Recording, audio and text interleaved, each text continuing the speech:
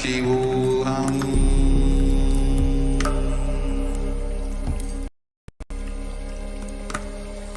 ॐ नित्यानन्द परमशिवोऽहम्।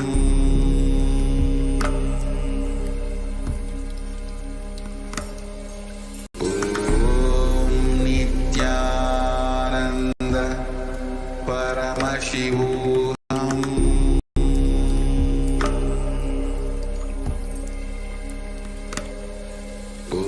ॐ नित्यानन्द परमशिवोऽहम्।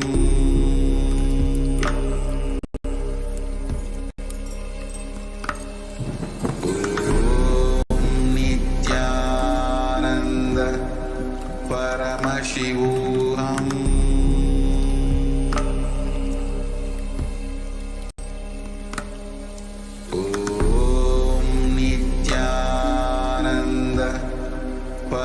परमशिवोऽहम्।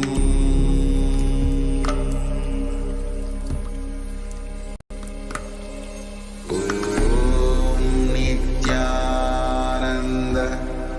परमशिवोऽहम्।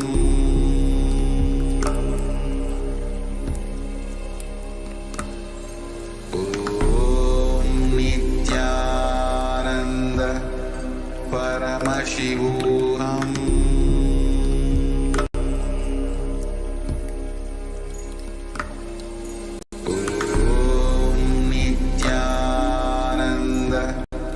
परमशिवोऽहम्।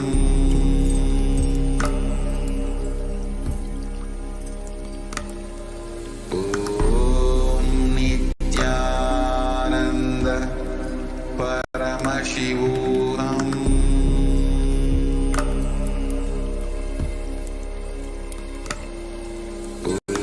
ॐ नित्यानन्द परमशिवोऽहम्।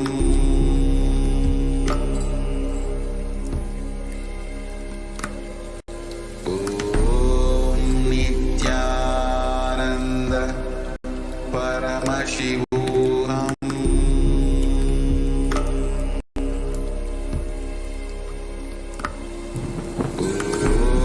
नित्यानन्द परमशिवोऽहम्।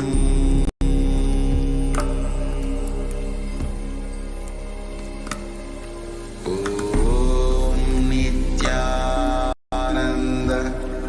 परमशिवोऽहम्।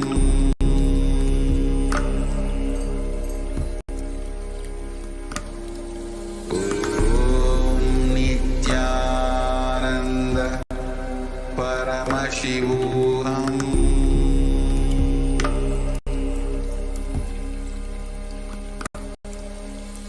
ॐ नित्यानन्द परमशिवोऽहम्।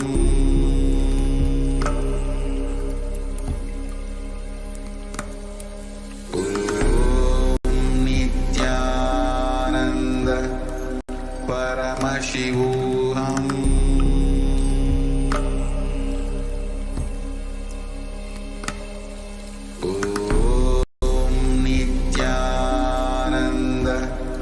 परमशिवोऽहम्।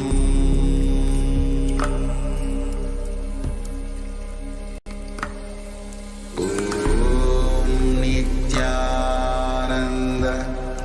परमशिवोऽहम्।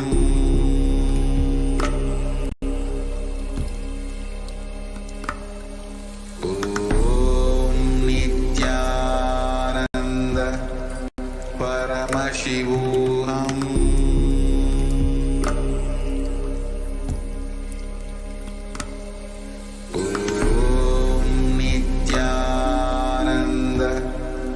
परमशिवोऽहम्।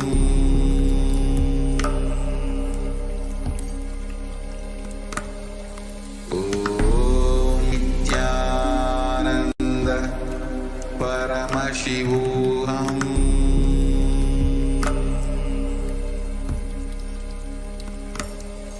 ॐ नित्यानन्द परमशिवोऽहम्।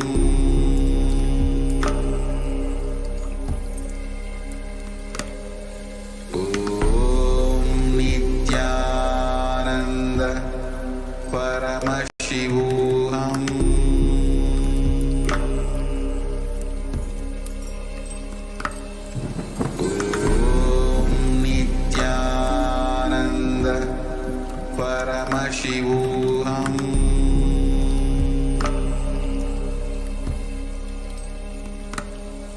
ॐ नित्यानन्द परमशिवोऽहम्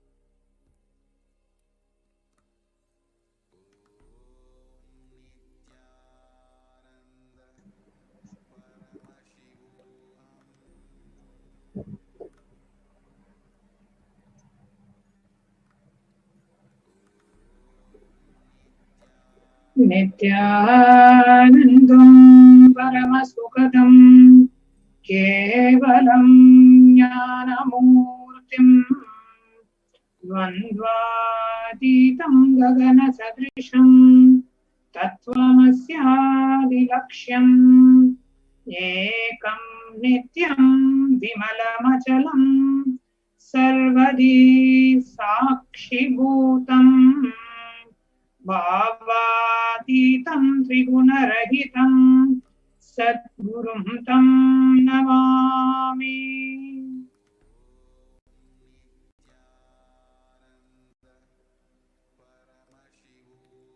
Nithyanandam, and welcome one and all for today's evening very special show and the program where we are going to share with you some further insights on the UN recognition of the persecution of the Supreme Founder of Hinduism and Kailasa.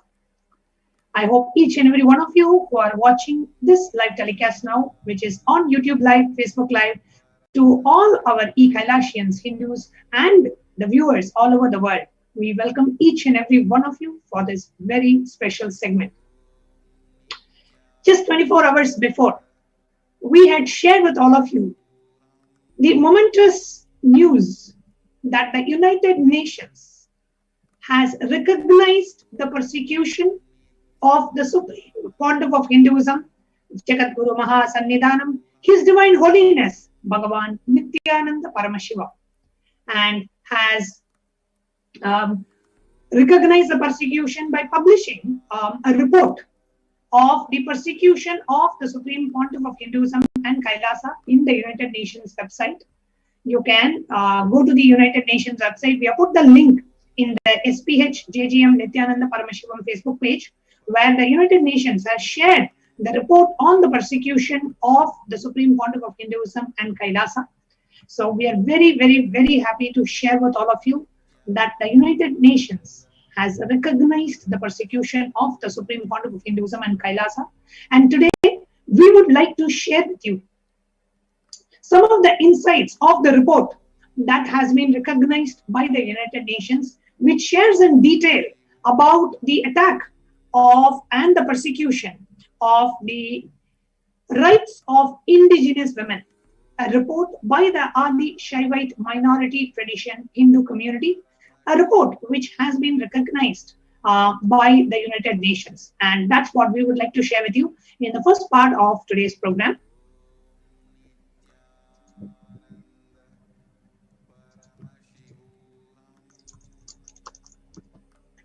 So we will now be sharing and showing the exact report which has been released, which was submitted to the United Nations, and the United Nations has recognized it, and now you can download it from the United Nations website itself in the website of OHCHR. So if you go to the Facebook post of the Supreme Pontiff of Hinduism, you will actually see a direct link to this report that we are going to be reading out to you in just a moment.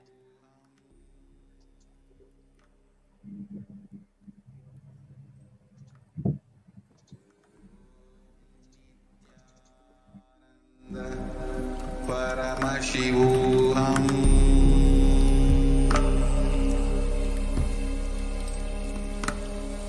ॐ नित्यानन्द परमशिवोऽहम्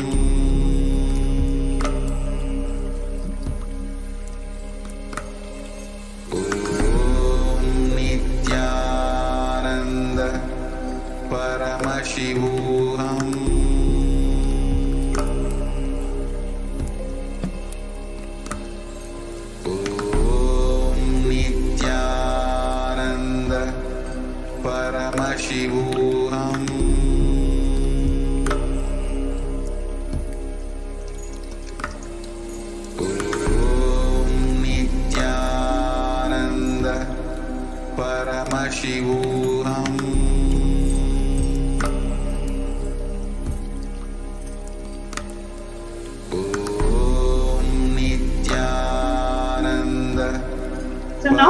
We are actually projecting to you the website of the United Nations Human Rights, the Office of the High Commissioner of the Human Rights, OHCHR.org,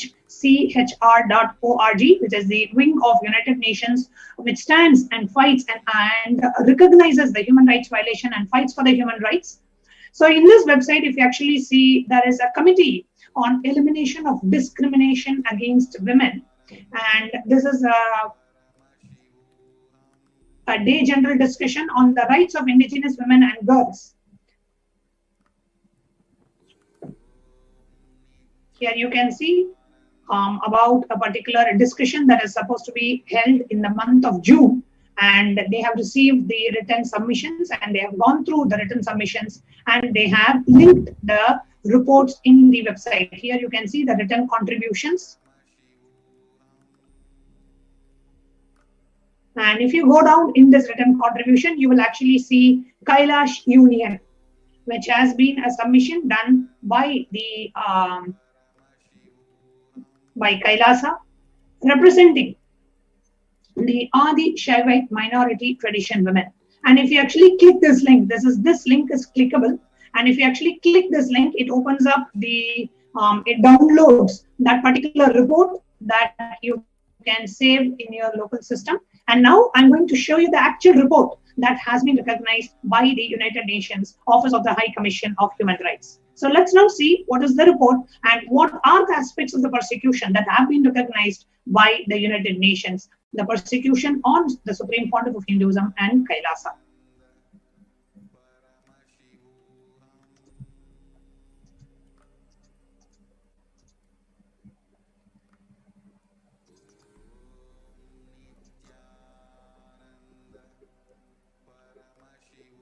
Yes. So now we are seeing the report which was recognized and which is recognized by the United Nations and linked directly in the UN website. So where it shows the right of indigenous women, a report by the Adi Shaivite minority tradition Hindu community. And the report was submitted in June of 2021. Now, what does this report actually say? Let's take a look.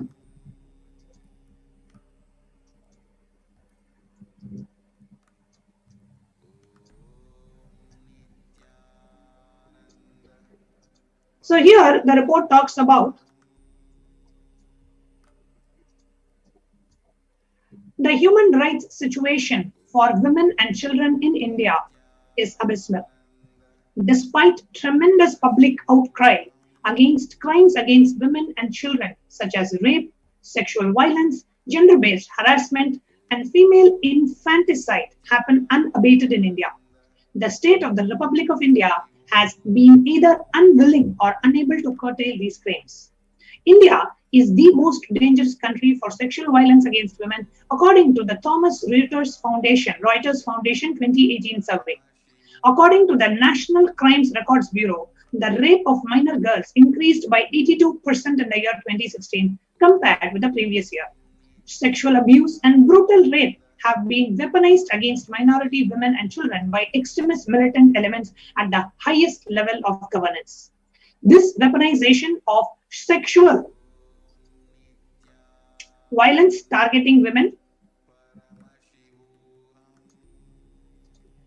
children is a part of a more pervasive and systematic campaign targeting certain indigenous spiritual traditions.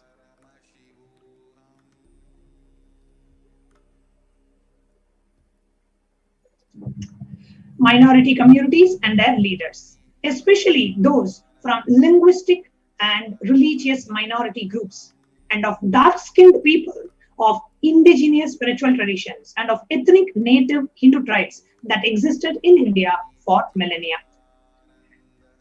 One such indigenous spiritual tradition currently targeted for extremism by the neo-Hindutva extremist groups is the Hindu Adi Shaivite minority tradition in India. The women, children, and young girls of the Adi Shaivite community were the most vulnerable target of neo-Hindutva extremism. The second point says, the ASMT explicitly rejects extremism of all types. The extremist militant elements are supposed are opposed to ASMT's stance when it comes to the rights of women, including otherwise marginalized Dalit women, rights of members of the LGBTQ plus and transgender communities. The neo-Hindutva terrorists despise Hindu women in monastic and priestly roles. The spiritual head of ASMT has publicly declared himself to be of transcendental gender and possessing multiple gender components. The neo-Hindutva extremists are LGBTQ plus rights, and the neo-Hindutva extremists see the LGBTQ plus rights as immoral. The ASMT freely ordains women into sannyasa, monastic order, recognizes 11 genders, and performs special temple rituals for gay marriage as per more than the 5,000-year-old indigenous spiritual scriptures. The ASMT represents one of the most progressive ideologies and is a target of persecution by the neo-Hindutva extremists. The next point. Point number 3. The ASMT tradition is ancient. Around 3200 BCE, the Mahabharata war ended in the Indian subcontinent. At the same time, at least 56 nations in Asia gave shelter to more than 10,000 Hindu communities and protected the rights of women. These 56 nations span from Gandhara, which is in Afghanistan, and to Kadaram, which is Kedar, in Malaysia. The town of Parshu in present-day Iran finds mention in the ancient Hindu scriptures as a Hindu city today has no Hindu men or women. The 4,000 indigenous people of Kalash, the Chitrai Valley of Pakistan, the only survivors of the ASMT tradition in the region, through separated over a distance of 10,000 kilometers, are no different from the indigenous Adi Shaivites of Kashmir, North India, or the indigenous Adi Shaivites of South India, Tamil Nadu, or the Adi Shaivites of Bali, Indonesia. Although Hinduism is alive as a culture, its political and religious legitimacy was wiped from the geography of Asia as these nations got invaded and colonized. These invasions caused a genocide where, per estimates, 80 million to 400 million people were killed through massacre, mass gang rapes, and torture. Thousands of temples, universities, and libraries were destroyed. 10,000 Hindu communities, which existed by 3200 BCE, were reduced to just 3,000. The fourth point. In Hinduism, the highest reverence is attributed to the Guru, the spiritual guide in the body, or in principle in the form of teachings as a scripture or worship deity. Hindu scriptures declared, indeed, the Guru is the whole universe. There is nothing higher than the Guru. Therefore, worship the Guru. In Hindu families, the mother is worshipped as the first Guru of the child. In Hinduism, all women are not merely respected as equal to men, rather worshipped as a manifestation of Devi Parashakti, the supreme primordial cosmic divinity. In Hinduism, young girls are worshipped from infancy as an incarnation of the Divine Mother, Goddess Parashakti, and considered to bring fortune and well-being. Here you can see the pictures of young women being worshipped.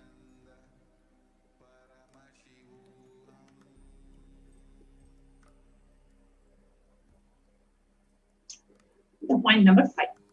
In ancient Hindu nations, some young girls who cognized themselves as a manifestation of the Divine Mother chose to never marry any human and dedicated themselves to the administration of Hindu temples and worship of the deity or god of the temple. There were many such monastic traditions, such as Rudra Kanyas, the daughters of the Lord Rudra, and Devadasis. Colonial views of Devadasis were highly subversive, leading to their socio-economic deprivation and exploitation. The colonial era government of India ran state-sponsored brothels through several legislations. This practice was severely criticized by the citizens of England and other European countries. British government also established institutions known as lock hospitals, where women were brought to be treated for vulnerable diseases, venereal diseases. However, Many of the women admitted to these hospitals, including many Devadasis, were identified through the registry and were brought to the hospitals against their will. A number of these women were never seen again by their families. Over time, through hit literature, the Hindu nuns, the Rudrakanyas and Devadasis, were stigmatized as prostitutes during the colonial era. After independence, the state of Tamil Nadu passed legislation criminalizing the tradition. The bill stereotyped and marginalized by the Devadasis by addressing them as prostitutes. The bill was opposed by Devadasis but enacted and made into a law. This reinforced the colonial stigma around the tradition, undermining the human rights of nuns. And the report continues to present the various challenges faced by the ASMT women in India. And the Supreme Pontiff of Hinduism. See, there are so many attacks, misrepresentations, hate speech, and so much of criminal conspiracy to destroy this ancient indigenous tradition of the ASMT women, that destroy the ancient indigenous tradition of Rudrakanyas and Devadasis and the female Sanya Sampradaya, which the Supreme Pontiff of Hinduism has been tirelessly working to revive as a part of the revival of Kailasa, the enlightened Hindu civilizational nation.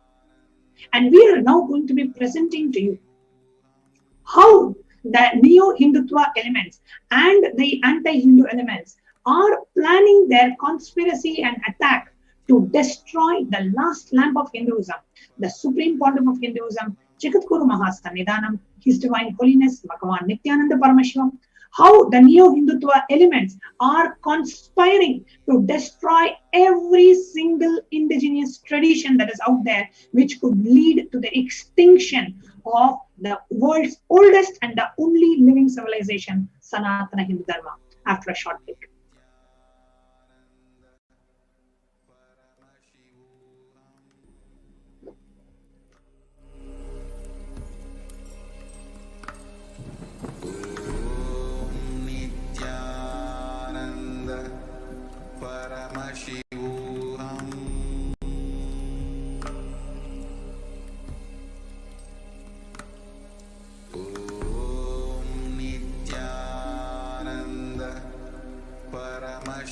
Just be alive for next 3 years. Don't die within next 3 years.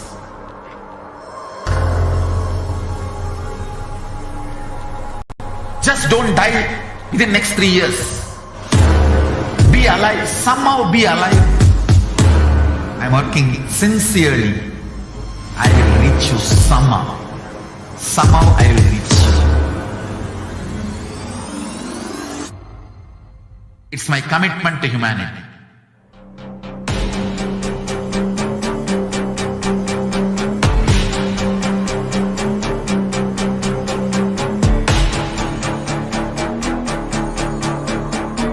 Just don't die within next 3 years.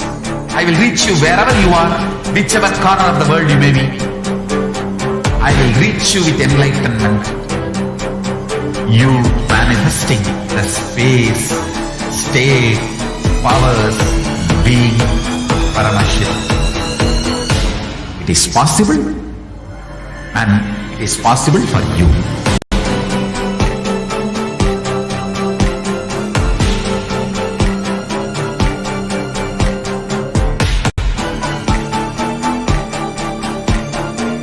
Paramashiva will reach you with enlightenment science. I know he is going to do the job. Just be alive. Just be alive for next 3 years. Don't die within next 3 years.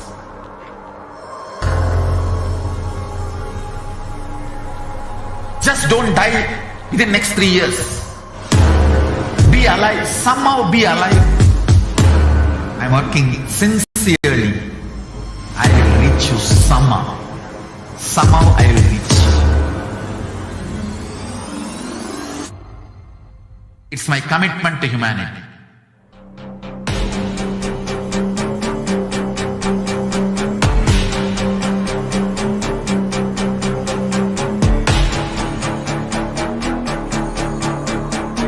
Just don't don't die within next 3 years. I will reach you wherever you are, whichever corner of the world you may be. I will reach you with enlightenment. You manifesting the space, state, powers, being, Paramashiv. It is possible, and it is possible for you.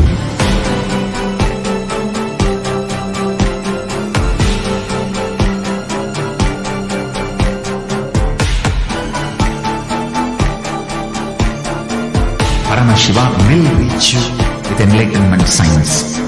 I know he is going to do the job. Just be alive for next 3 years. Nothing else. Nithyananda Paramashivoham.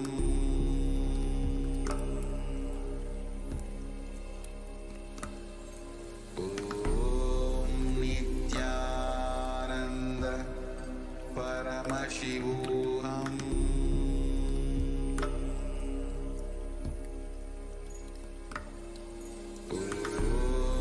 Nithyananda Paramashivoham.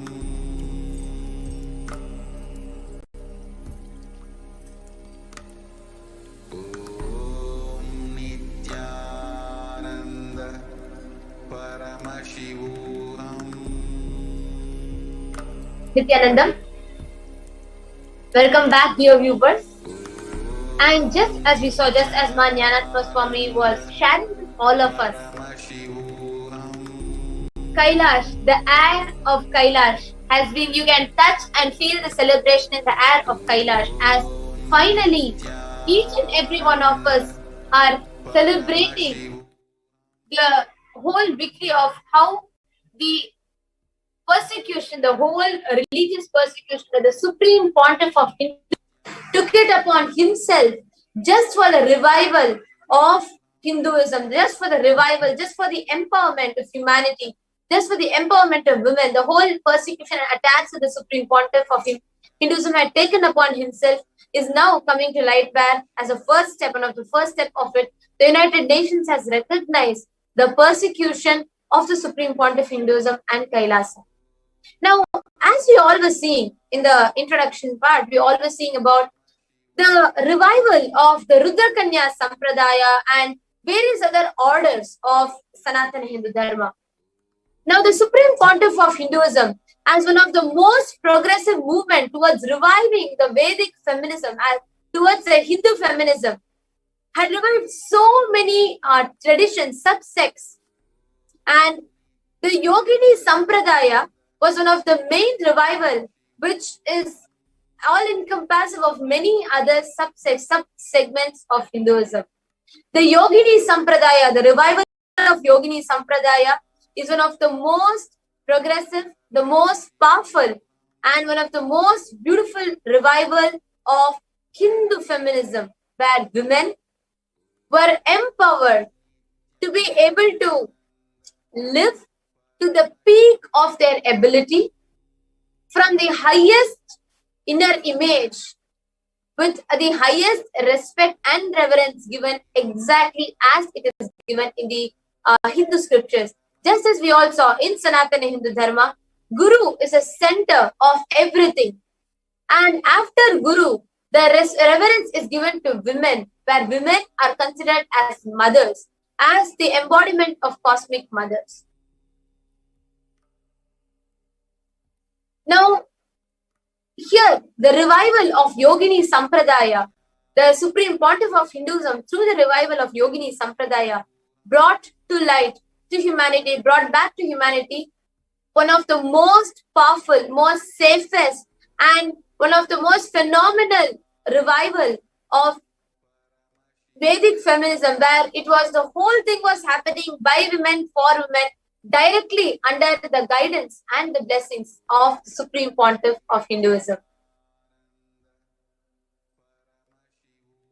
And joining with us in this segment are Manitya Pranapriyananda and Manitya Achalananda Swami, who is here to share about the revival of the Yogini Sarvajnapeetam, the Supreme Pontiff of Hinduism, how the Supreme Pontiff of Hinduism spearheaded the revival of Yogini Sampradaya, how this reached to so many lives, transforming and touching millions of lives in multiple facets and multiple aspects, and the persecution that the Supreme Pontiff of Hinduism had to face, that the neo-Hindutva and the anti-Hindu militant elements, the persecution that was launched on the Supreme Pontiff of Hinduism by the neo-Hindutva and anti-Hindu elements, just for the revival of Yogini Sampradaya and for the empowerment of women.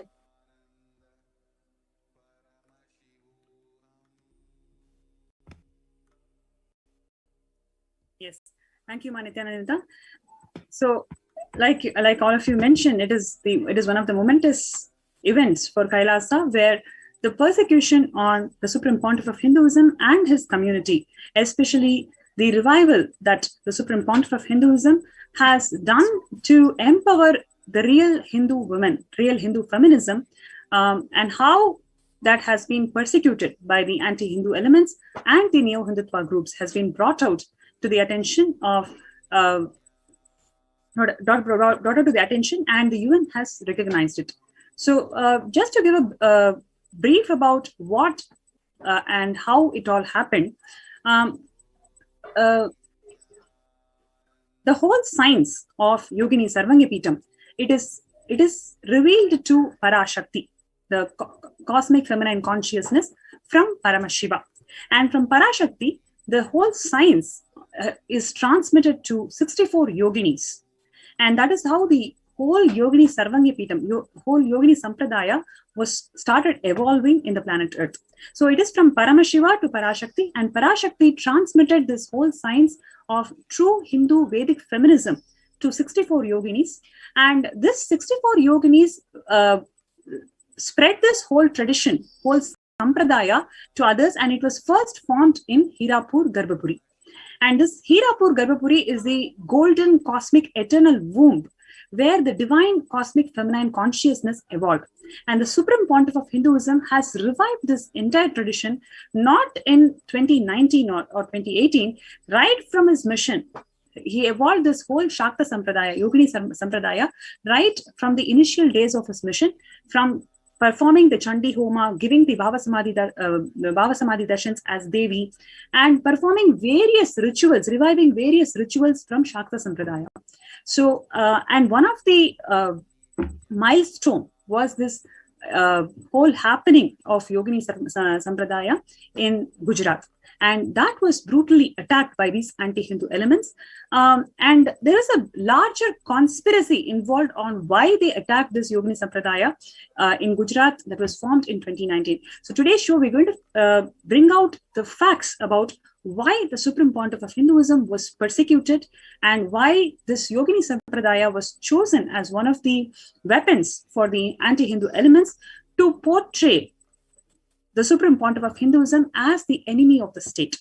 So before we get into the details, we're going to first share what Swamiji, the Supreme Pontiff of Hinduism, has revealed about Yogini Sampradaya and how he has revived this tradition, just for us to understand the larger picture of why he was persecuted. So let's watch a short video where the Supreme Pontiff of Hinduism is explaining the importance, the significance of this Yogini Sampradaya and how he has revived it.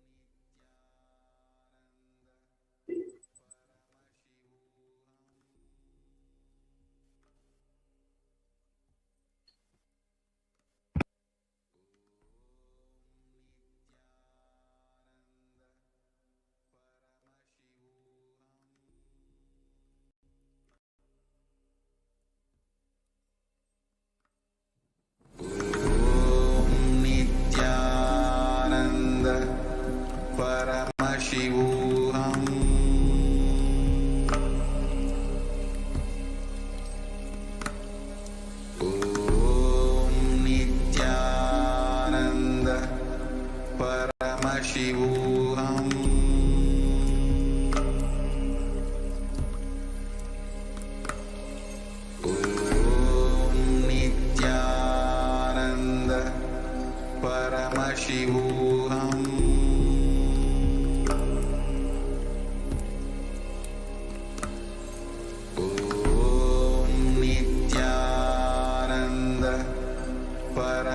Paramaशिवोऽहम्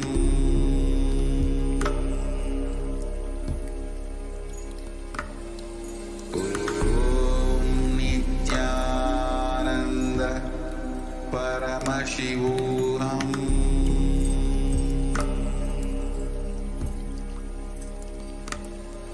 ॐ नित्यानन्द परमशिवोऽहम्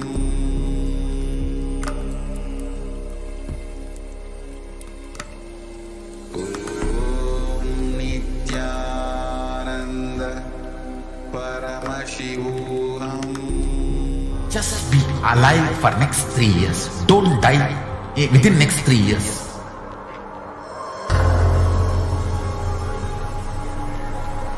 Just don't die within next 3 years. Be alive. Somehow be alive. I'm working sincerely. I will reach you somehow. Somehow I will reach you. It's my commitment to humanity.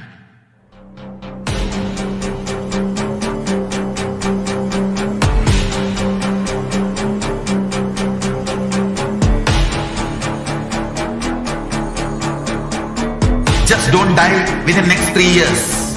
I will reach you wherever you are, whichever corner of the world you may be. I will reach you with enlightenment. You manifesting the space, state, powers, being, Paramashiva.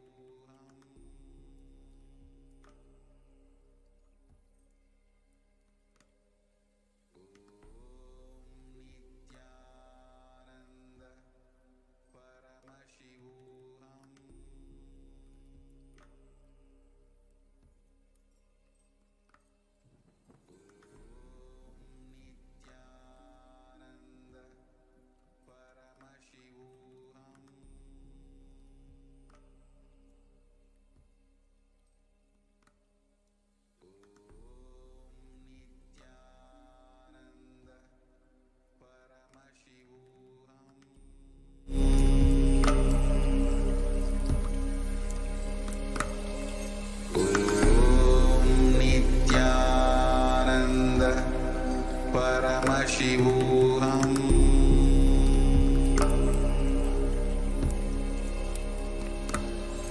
Om Nithyananda Paramashivooham.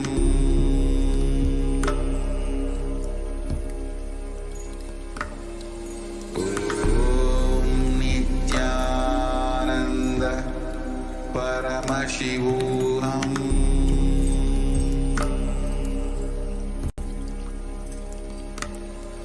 Om Nithyananda Paramashivooham.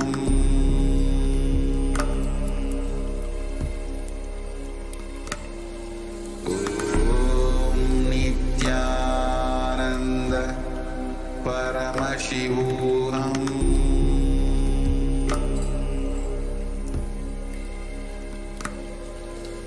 Om Nithyananda Paramashivooham.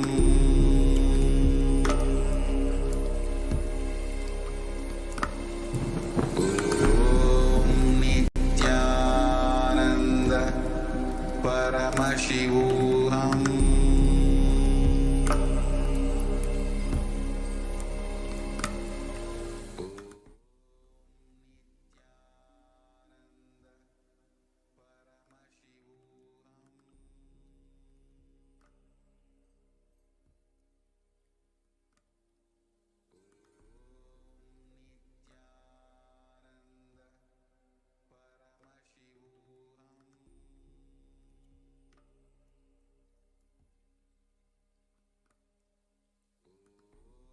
The whole science of yoginis,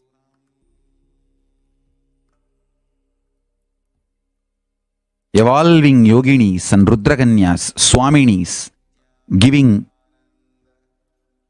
superconscious breakthrough, enlightenment, powers to women, that whole science, rishikas, producing rishikas, rudraganyas, yoginis, swaminis, this whole science Parashakti has revealed first to 64 yoginis.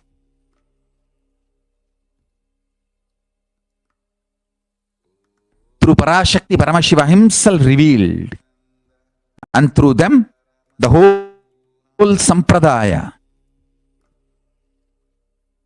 started evolving. That science was held, kept alive and protected and flourished in Surangi Samrajya. The place was called Hirapur, means Hiranyagarbha Puri. Hiranyagarbha means the golden cosmic eternal womb. Hiranyagarbha. Hirapur. The Devi's Hiranyagarbha. Parameshwara, the Parashakti and Paramashiva, Parashakti, Parameshwara is one and the same. Parashakti, Parameshwara, Paramashiva, all one and the same. Paramashiva, Parameshwara, Parashakti manifested this great science of enlightenment and power manifestation to women of the universe and initiated the 64 yoginis, and that science was kept alive as parampara in Surangi Samrajya. That is why the Kanchana Mala, who was master of that science, was princess of Surangi Samrajya, was married to Malayadvaja Pandya. When Meenakshi happened, the whole science was revived in Madurai also.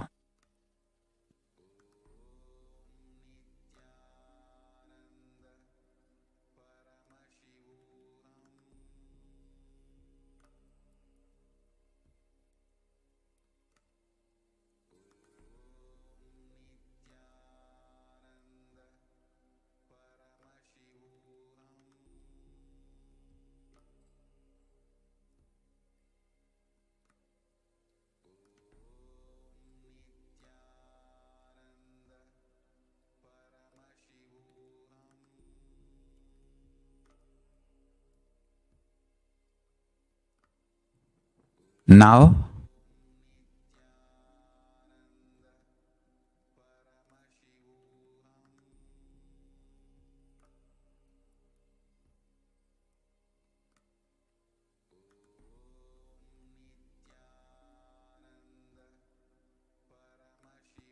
with the grace of Devi Meenakshi Parashakti and Sundareshwara Paramashiva, the whole science of enlightenment, power manifestation,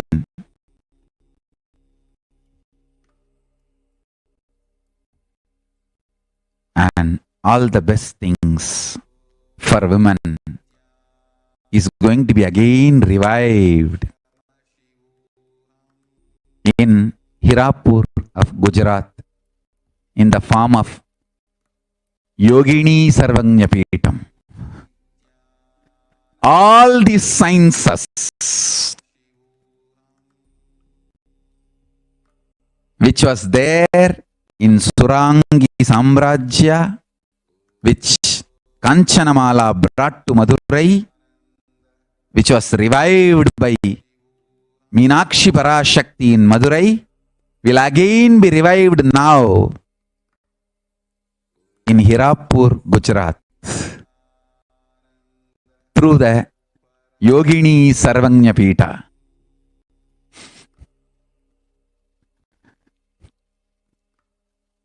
There will be beautiful, grand enlightenment ecosystem for women, exclusively for women. Understand?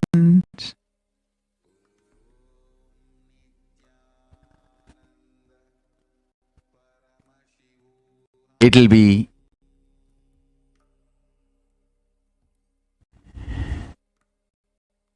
reviving the Yogini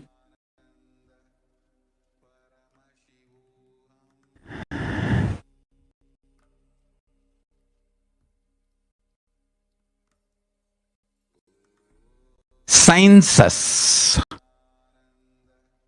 revival of Yogini Sampradaya,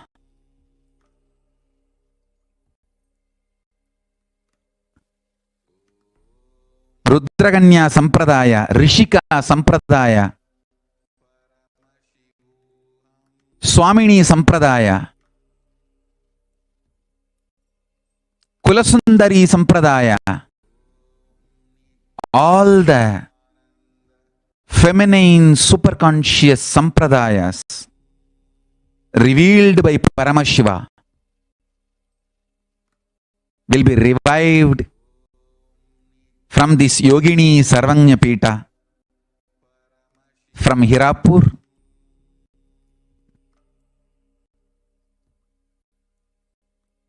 Understand? This Yogini Sarvajnapeetam is going to be the greatest gift of Paramashiva through this body to the world, to the humanity.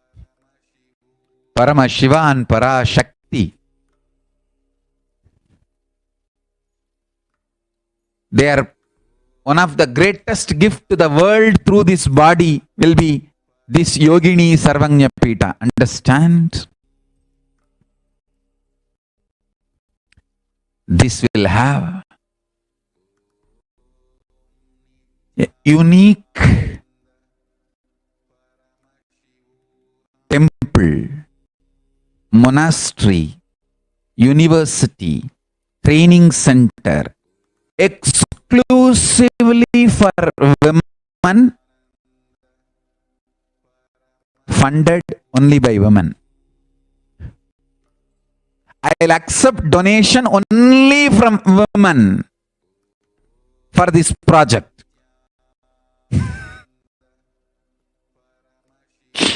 Because the temple is going to be exclusively for women. Only women can enter into the temple. There will be separate temple where men, women all can enter. This Yogini Sarvajnapeetam, main temple. Even what deity is going to be the center, main deity, I will not be revealing it. Only the women who enter inside can have darshan of the deity.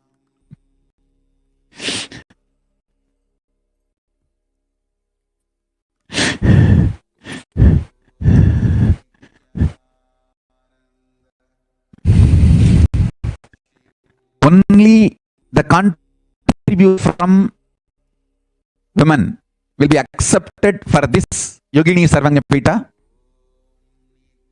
It will be built, operated, run only by women.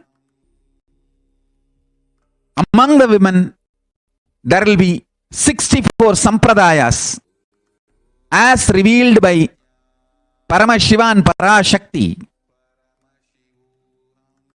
Meenakshi Sundareshwara.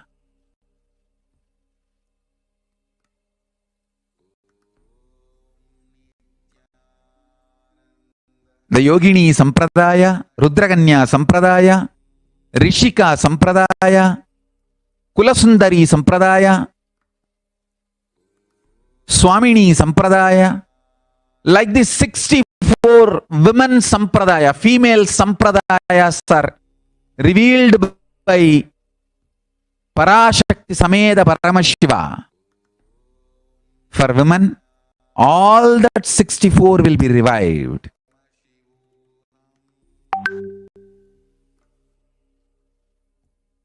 Everything given to women by Parashakti and Paramashiva will be revived in this Yogini Sarvajnapeeta.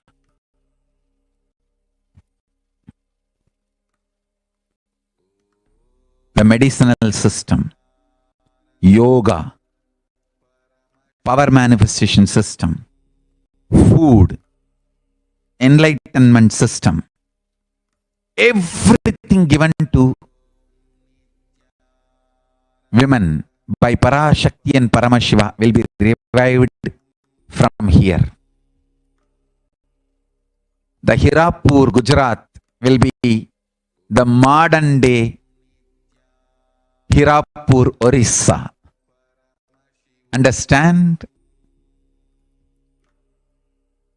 In Meenakshi's time, the Surangi Samrajya, Hirapur, Orissa was the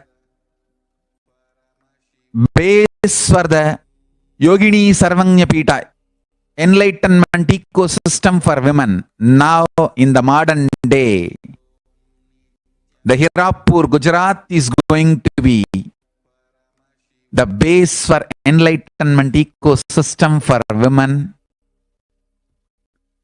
reviving this whole Yogini Sampradayas, Yogini Sarvajnapeeta.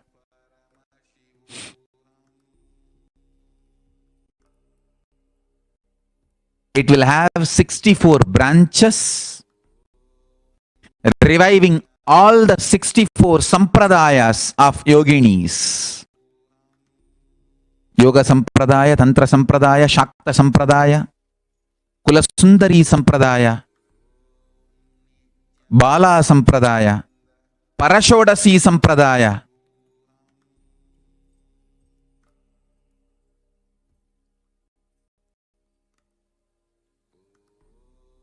Rishika Sampradaya, Rudraganya Sampradaya, Swamini Sampradaya. All those traditions, enlightenment ecosystems will be revived. We had amazing women, enlightened beings on the ecosystem. I am excited to do this work. I am excited to do this work. This is going to be something extraordinary. Whatever Meenakshi revived in Madurai, the same thing will be revived now in Hirapur, Gujarat, by Meenakshi Parashakti and Sundareshwara Paramashiva. We will have a beautiful beautiful Yogini Sarvajnapeetam temple with 64 yoginis. What will be the Moola Devata is sacred secret.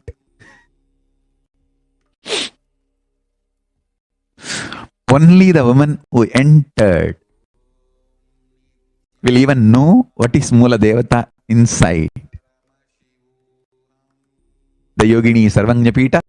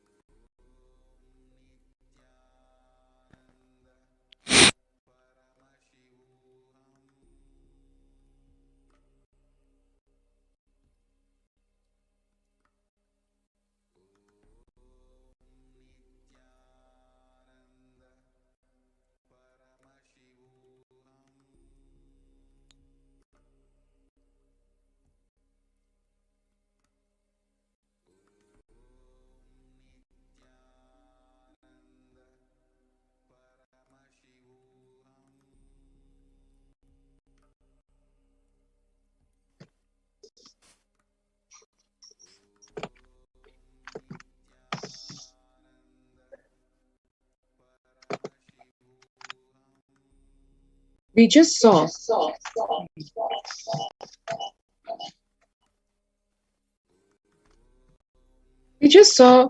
how such a grand, detailed vision of the Yogini Sarvajnapeeta, the all-women temple monastery complex, and the revival of the entire tradition, the Yogini tradition in all its glory, in all its facets and all its dimensions, was revealed by the Supreme Pontiff of Hinduism, Jagat Guru Mahasannidhanam, His Divine Holiness, Bhagavan Nithyananda Paramashiva. And now, that really sets the stage for the continued persecution on the Supreme Pontiff of Hinduism, Nithyananda Paramashivam, and that is like over 1.5 decades by now. The planned conspiracy now goes to a lot more sinister level by trying to project the Supreme Pontiff of Hinduism and his followers as the enemy of the state. After shutting down the Nithyananda Hindu University Sarvajnapeeta, the minute the vision was revealed, the anti-Hindu terrorist elements had already hatched the multi-layer conspiracy to shut only women temple monastery complex and the largest and the only women's Hindu university. The conspirators got the administration leaders arrested, and following this, their immediate and only target was to find and arrest the Supreme Pontiff of Hinduism, Nithyananda Paramashivam, and to add to the over 70 assassination attempts already on him, try to assassinate him once again, and to destroy the whole of Kailasa, the mission of the Supreme Pontiff of Hinduism, so that the whole vision and mission is exterminated from its very root. The executive media nexus tried to frame the Supreme Pontiff of Hinduism, as we know, way back in 2010 on false charges of rape. And even though the United States courts had already declared the case not only to be false, but to be vitiated and motivated, and put a heavy penalty of over $500,000 on the false rape victim, who was touting herself as a victim, who was actually a criminal in her own standing. And this time they tried to frame the Supreme Pontiff of Hinduism on false charges of child labor and child abuse to the already media trial false charge of rape.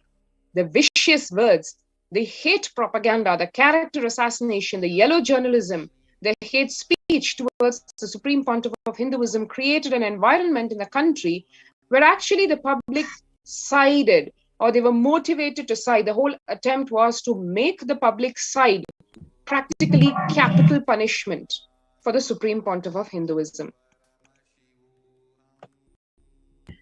Just wanted to add here, Achala Swami, the similar strategy was deployed by the Mughal invaders. They used the women, who is one of the important pillars of Hindu society. They attacked the women to attack the Hindus, to attack the leaders who carried and spread and propagated Hinduism. Similarly, right from the beginning of the persecution till now, always these anti-Hindu elements and neo-Hindutva groups targeted the women of the ASMT community, who are actually holding the pillars of the whole society. They used them, and they used the women as the weapon to assassinate, to carry out the ongoing persecution against the Supreme Pontiff of Hinduism. I just wanted to add this perspective while you're explaining the larger picture of how they carried out this attack on YSJP and what is their motive, and how they perpetrated this whole idea, that the whole false idea, just to create the hate speech and further cause more complications, more and more persecution attempts on SPH by terming him as the enemy of the state.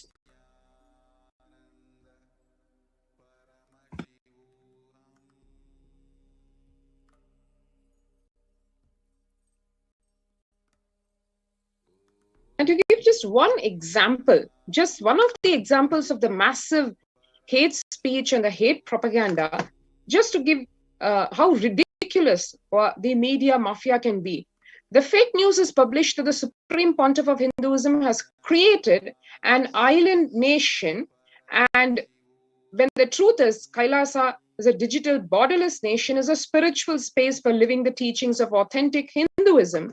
This fake news was further exacerbated. There were trolls run and further negative propaganda published to say hashtag of #traitor Nithyananda and a report of lies. The Hindu Holocaust being the biggest in world history. That is an unsaid truth. We all know.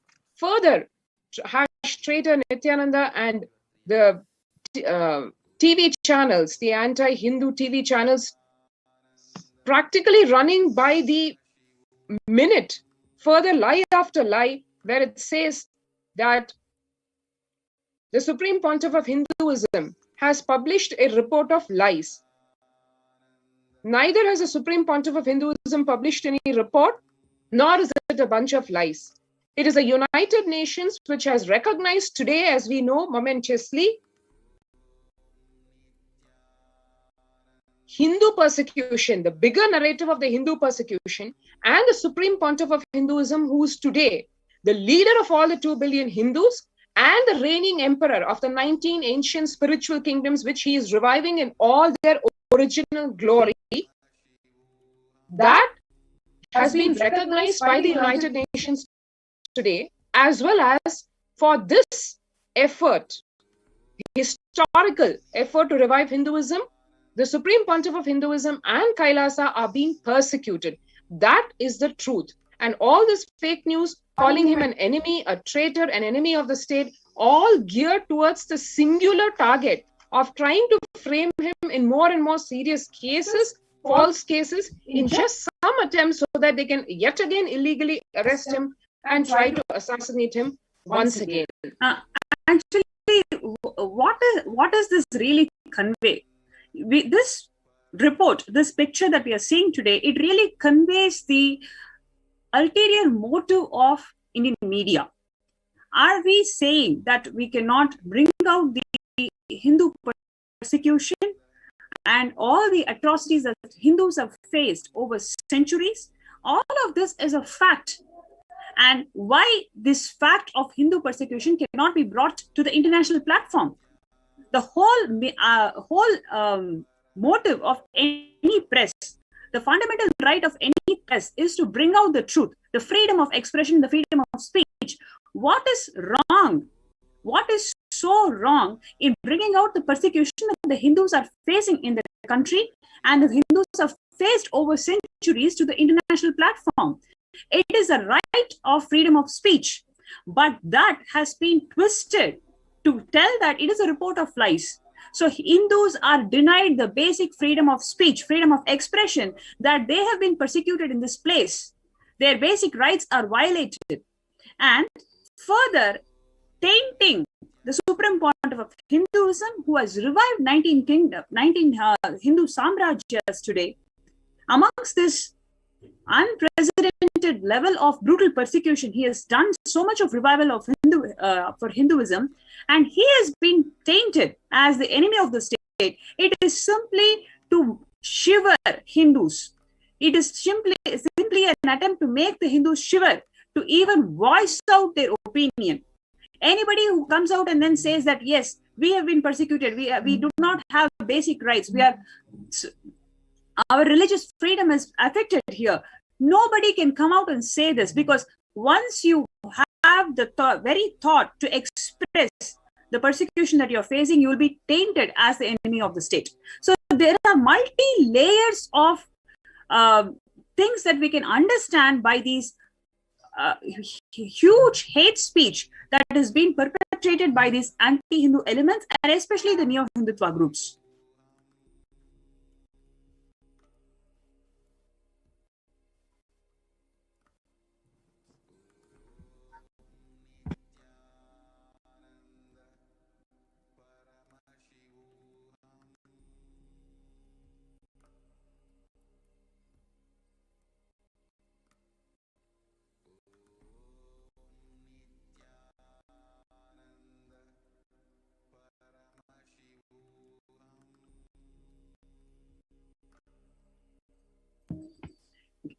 So now let us get into the details of how these anti-Hindu elements, especially the neo-Hindutva terrorist, was deployed as an implant in Kailasa in Gujarat, and he had about 4 kids. So the whole aim of this anti-Hindu elements and the neo-Hindutva groups to exterminate the Supreme Pontiff of Hinduism is by making him spreading the false lies as he's the enemy of the state, and putting him in different levels of lawfare. So the lawfare includes some of the things that are completely non-bailable offenses. So this is the strategy that they've been deployed since 2010. So now, like rape, sexual assault, etc. So in the same lines, they found one more strategy of putting him in kidnapping charges and child labor charges, which is once again a non-bailable offense. So this can be propagated in a bigger way, and finally name him as the enemy of the state and execute their one more attempt of assassination on the Supreme Pontiff of Hinduism. So what they did was basically this anti-Hindu neo-Hindutva implant had 4 kids who studied in the Nithyananda Gurukul, and he has a history of financial embezzlement, and he has history of wrong parenting, etc. So what he did was he filed a fake complaint. It's not even a complaint. He gave an inquiry that his kids are being kidnapped, while actually in the reality his kids were there in the Nithyananda Gurukul that was established in the Yogini Sarvajnapeetam. The kids in front of the police, they gave statements, especially one of his daughters gave a statement very clearly that she wants to be part of YSJP and she doesn't want to go with her parents. She was not kidnapped. She is staying here on her free will. Despite giving these statements repeatedly, this perspective, this truth was not brought out. The world does not know, the media and the police did not want to share this truth to the world, and they just used this fake complaint as a medium to put the Supreme Pontiff of Hinduism into lawfare and finally term him as the enemy of the state.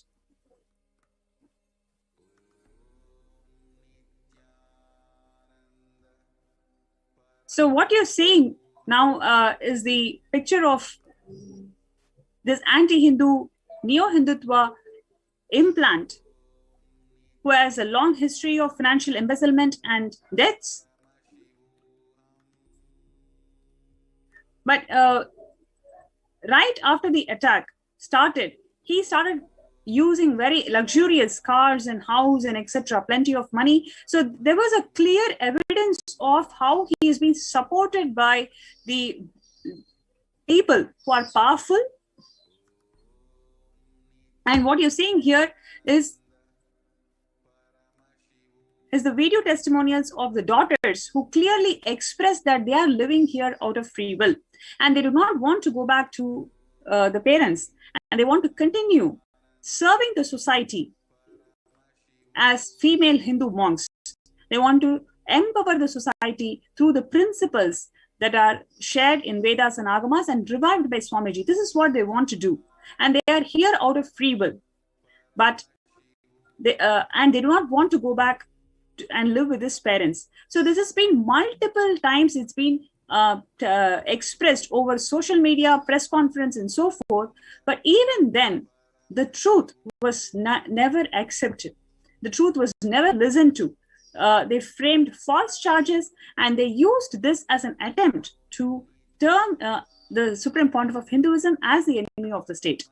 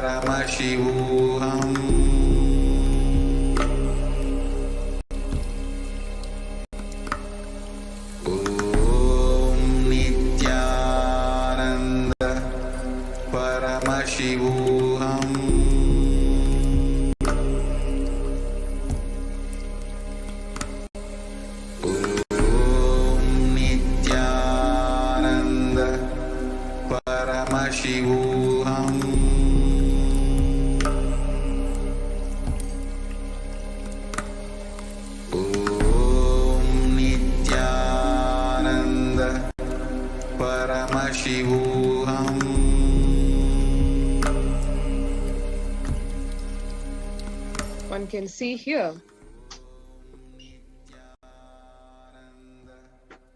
the unfolding of the sinister conspiracy already hatched by yet one more implant of the anti-Hindu elements, this time in the form of a parent of the kids of Nithyananda Gurukul, having admitted his kids into the Nithyananda Gurukul,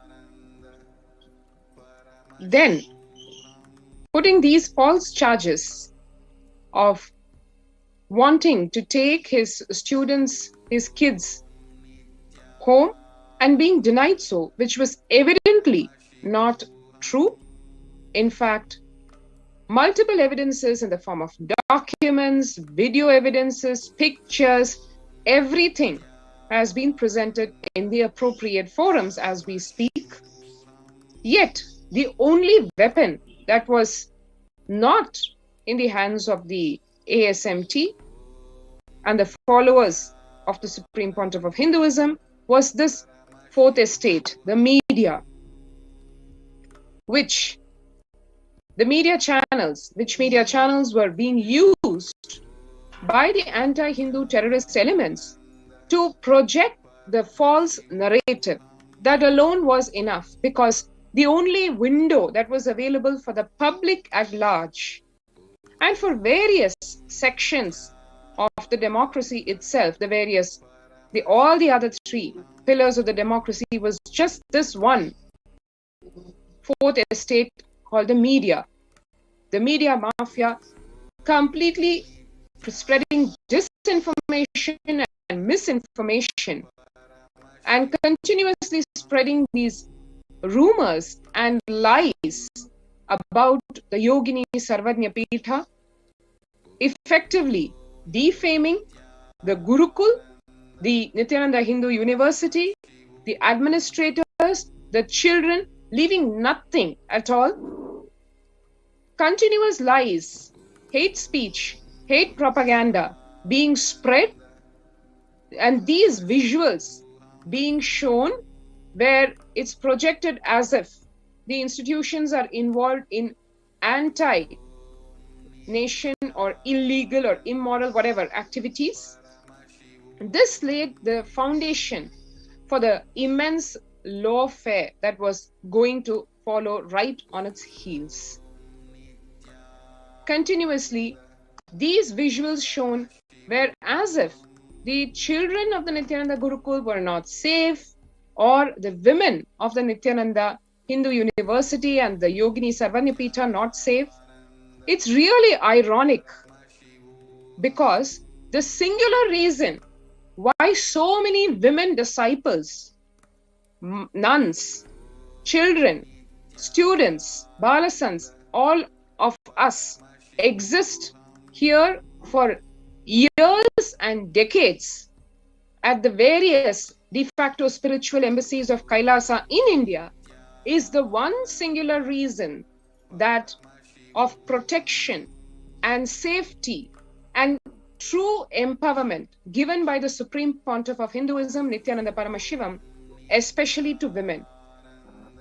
I'd like to share here one very personal experience that I have had as a female sannyasi of the Sovereign Order of Kailasa, being initiated directly by the Supreme Pontiff of Hinduism, the Nijavatara, Bhagwan Nithyananda Paramashivam himself. When I moved in here to Adi Kailasa, from being a part-time volunteer of the Kailasa's various activities to a residential volunteer, and then move on to become a sannyasi of the Sovereign Order of Kailasa, one night, it was past midnight, it was pretty late in the night, and I was alone washing clothes on the stone slab which is right outside the living quarters of our female sannyasis. And the Supreme Pontiff of Hinduism, along with his few disciples, was on his security rounds. He himself used to ensure the security of everyone in the Adinam, be it women, men, children, everyone. And he was passing by, he just glanced at me and he asked a question, just was almost spontaneously saying, "Are you not scared to be alone at this time in the night?" And I was actually taken aback, because even the thought had not crossed my mind. It is not that I have lived in some utopian world. I come from a city, a metropolitan city in India. And it's not that I have ventured outside in the late hours of the night. So when he asked the question, I was myself taken aback, because I was like, I spontaneously replied, "No, Swamiji, I feel so safe over here. I never even thought about, the thought even never crossed my mind about the safety and security in our ashram, in our adinam." And he just smiled and walked away. After that, it left me thinking, oh my God, that is such a huge thing. That's such a huge freedom and liberation for me, because in spite of being exposed to everything in the world, in the sense of having lived in India, having lived in the United States, and seen all kinds of people, having experienced a work life, student life, everything, it is not unknown to me about how a single woman gets treated or runs the risk of being treated anywhere, in any country, in any city, at any age. It's not that I have not experienced those kind of abuses done to women very casually on the street or in the bus or even at school or in the workplace. I have myself been a victim of those. It was just so humbling for me. I was so full of gratitude to the Supreme Pontiff of Hinduism yet again for amongst the so many things that he has showered on all of us, especially the women disciples. This atmosphere of absolute security and safety, I was just so touched that he's given this all to us so casually, and unfortunately we just take it so much for granted. But just this one single factor, you can see all the attacks being done on the disciples, on the Adinams. And what keeps us going over here, roaring, standing up for the Supreme Pontiff of Hinduism for whatever he has given us is just amongst the millions of things that he has showered. This one thing matters so much for a woman, even in contemporary society, amongst all the women empowerment and feminism that we can talk about. Yeah, I think it's a very important perspective that you've brought out, Achila Swami, because what we have experienced in Yogini Sarvajnapeetam was something so brutal in the middle of the night, 1 o'clock, where you cannot even imagine that 50-60 policemen without any written warrant or written permission to check. What is the need for you to enter into a female and children campus when what is happening that too in the middle of the night for you to do an inquiry? Enquiry was what? Okay, are you given food in the ashram? Is this such an important, such an life-threatening situation that you have to come without a written warrant in the middle of the night to ask these kids? Like literally all of us was so shocked that people in society can be so brutal, because we were only contributing based on Swamiji's teachings and all the sciences that he has revealed. We were only sharing those sciences to the world and to the people out there, and we were only spreading goodness. And what did we do for us to go through this kind of brutal attack in the middle of the night? Like, actually, to be honest, we didn't even have a single man who can come over there and protect us and say, just back off. We couldn't the campus. So it was something which we did not expect. And to be honest, the children who went through this trauma, where they had to face the police and all these officials, literally they were shaken from the bed. They were literally, woken up from the bed and asked to come and be part of the interrogation in the middle of the night at 1 o'clock, 1 a.m. in the middle of the night. And that traumatic events, it really has an impact even till today. We have kids who went through those traumatic events. They cannot use the restroom alone. They have been tortured. They have gone through a lot. And we still do not know what did we even do to get this in return, because we did was we were only serving. We were only spreading the truths of Hinduism. We were only reviving the true Sanatana Hindu Dharma that Swamiji was so passionate, and he was continuously doing it for decades. We only took this opportunity to spread the same science in Gujarat. And why people have to be so cruel? We could not even believe what was happening to us. And to be honest, we did not even expect this amount of hate speech can even prevail when all you're doing is only good to people. So it was a very important perspective that you brought out, because in the Adinam, we have never experienced that space. Day and night, the work used to happen. Day and night, we used to enrich people. We used to feel so secure in the campus. Like, we used to feel so empowered that women can do everything, and women can expand her potential and dimensions, and can only contribute and enrich to the society. These are the things which Swamiji has directly imparted to us, and we have only experienced that empowerment in the campus. But for the first time, for me to experience the 10 years, whatever Swamiji and the community has been going through, we have been listening and part of it. But for us to experience something so brutal, like it was just 10 months old, the whole campus was, and they were only spreading yoga, the science of power manifestation, healing the community. All these good activities and good enriching activities is what we were doing. But what did we do to even deserve this amount of brutal persecution, that you will barge into the campus when there is no single men in the campus? We do not have any legal support, right? There is no written warrant, and all we were asking is, we will cooperate everything that you are saying. Just show me one written order. The police and the CW officials, they could not produce a single written order for them to conduct inquiry at the middle of the night in 1 o'clock. Without a single document, they literally pushed all of us. A place where all women are there. They just barged in and then woke the kids in the middle of the night. Kids were totally shocked. Totally shocked. They do not even know why they've been, who are these people? Why people with police uniform? Why are they even coming? What do they really want from us? What did we do to deserve that? They were in utter trauma. They were in utter shock and trauma. And I remember one incident. There was one kid. She was only 9-year-old, and she was sleeping and she could not wake up because it's really late. 9-year-old in the middle of the night, 1 o'clock, 2 o'clock. It's totally unusual for her to wake up at that time. She wants to sleep. She doesn't even understand who's police, who's not police. The police woman, she was literally pushing and told, no, you have to come. And she literally dragged that kid, small kid, 9-year-old kid. What is the question that you want to ask? They're asking, are you given food here? Is it a question that you want to ask at 2 a.m. in the middle of the night? And then once they are telling they're taken care very well, and then the next, what they do is they show pornographic material to the kids. We were so shocked. Actually, one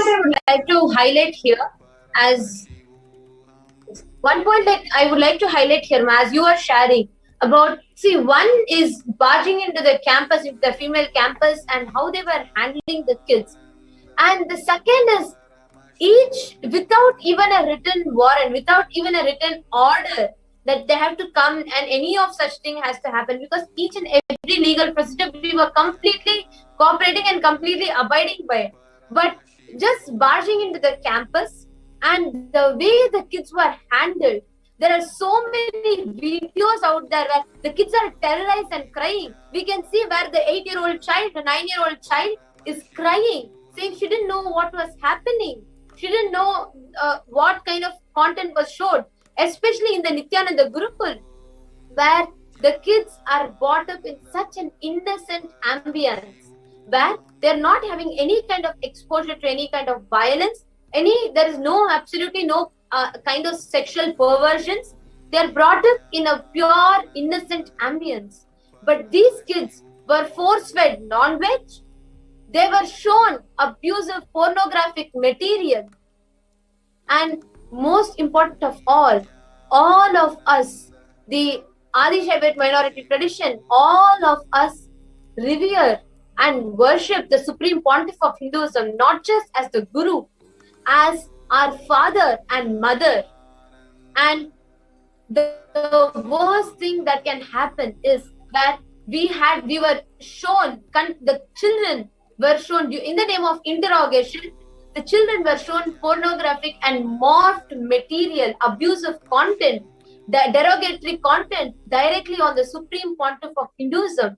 So many kids remember not being able to sleep days after, feeling traumatized with the content that they were force-fed. And each of them have gone through extreme pain. What they have gone through, what has happened.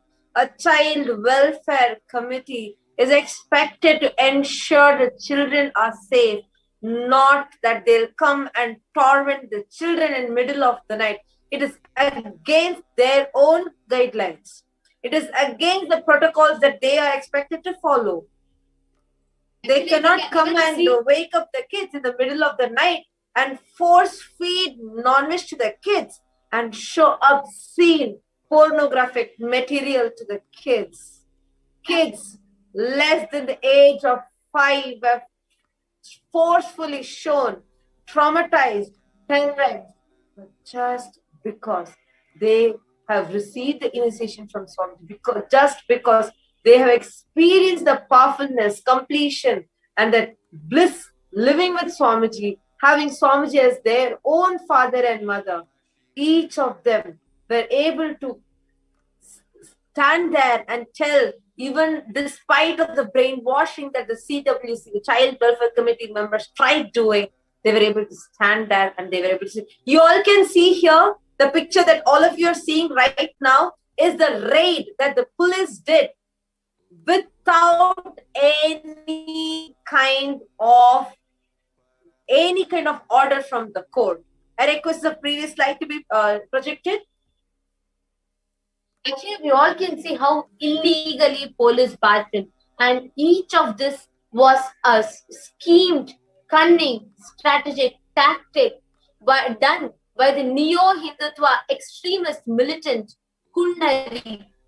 And all of us can see here how the whole thing was planned, trying to use us. Actually, the whole destruction of the Yogini Sarvajnapeetam, the whole revival the Supreme Pontiff had done, and the way it was destroyed, brought to grounds illegally, immorally, using all illegal methods, using blackmail, threats, using arrests, using illegal arrests, and so much more.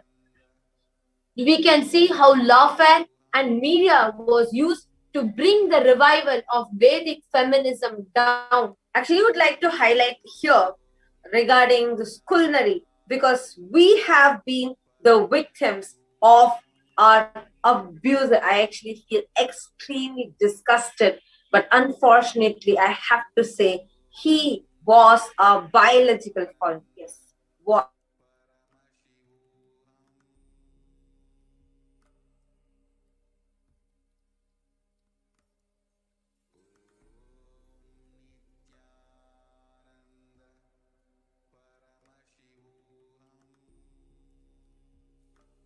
Sorry for the technical glitch.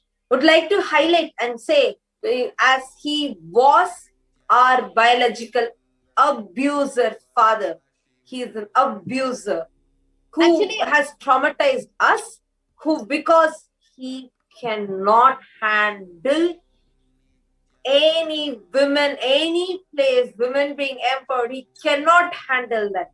That is why when he saw here, he came here along with the Child Welfare Committee and tormented the children at the age less than 5-year-old kids. The minor girls were taken in the middle of the night forcefully by these militant extremists. This culinary is spearheaded by the culinary. They were all taken into a room and tormented at the middle of the night. Actually, this is just one step in the whole plan that was laid out strategically, how this whole revival of Vedic feminism was taught. To each and every viewer that is watching this, there are so many strategies, so many cunning strategies, sinister conspiracies and plans that were laid out to bring this grand revival of Hindu feminism to grounds. We also saw various aspects, and we are now seeing how the children were directly attacked, how the children of the Yogini Sarvajnapeetam, who are directly initiated, who are being groomed and brought up in the Nithyananda Gurukul, were attacked in the name of interrogation by the CWC committee. And the mastermind behind that is a sinister conspirator, the neo-Hindutva anti-Hindu militant extremist culinary. And we all can actually see here now how each of these children, what was the cost?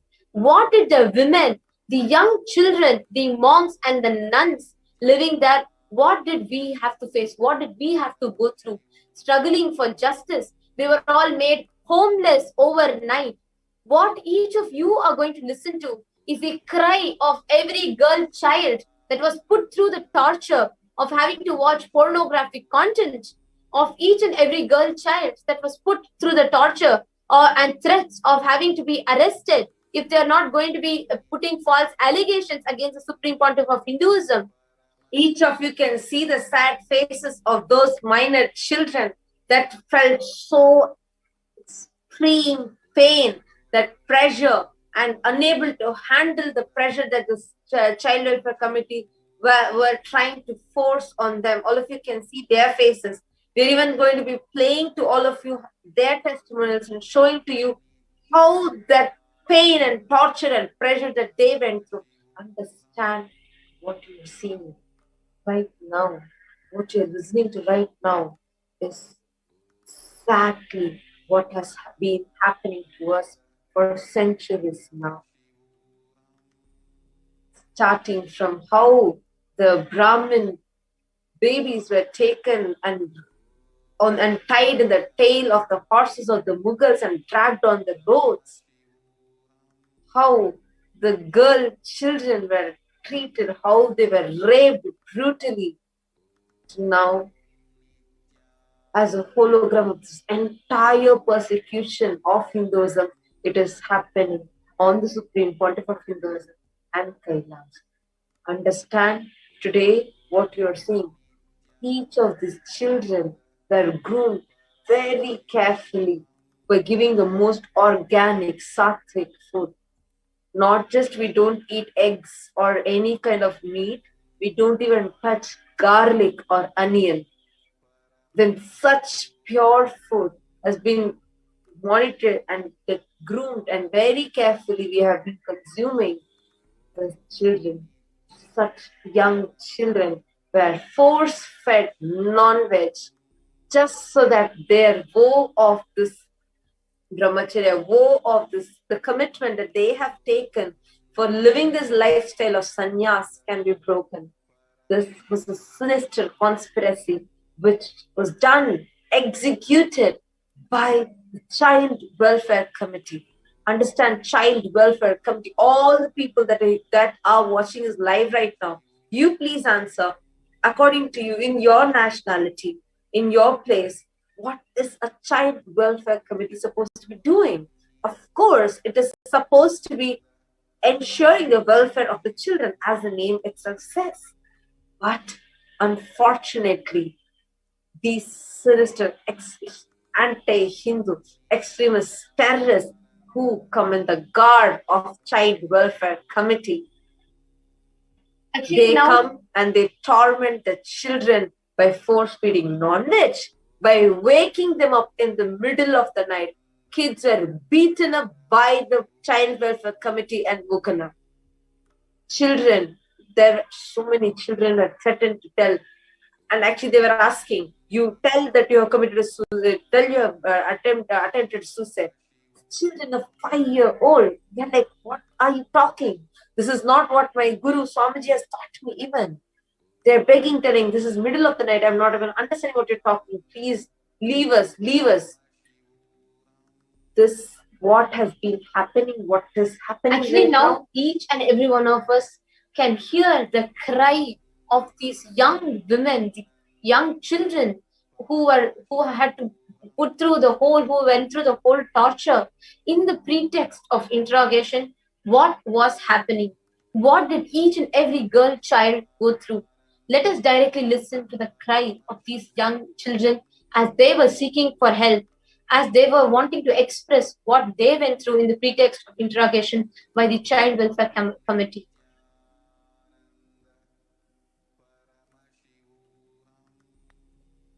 Nithyananda, my name is Masoni and I'm 16 years old.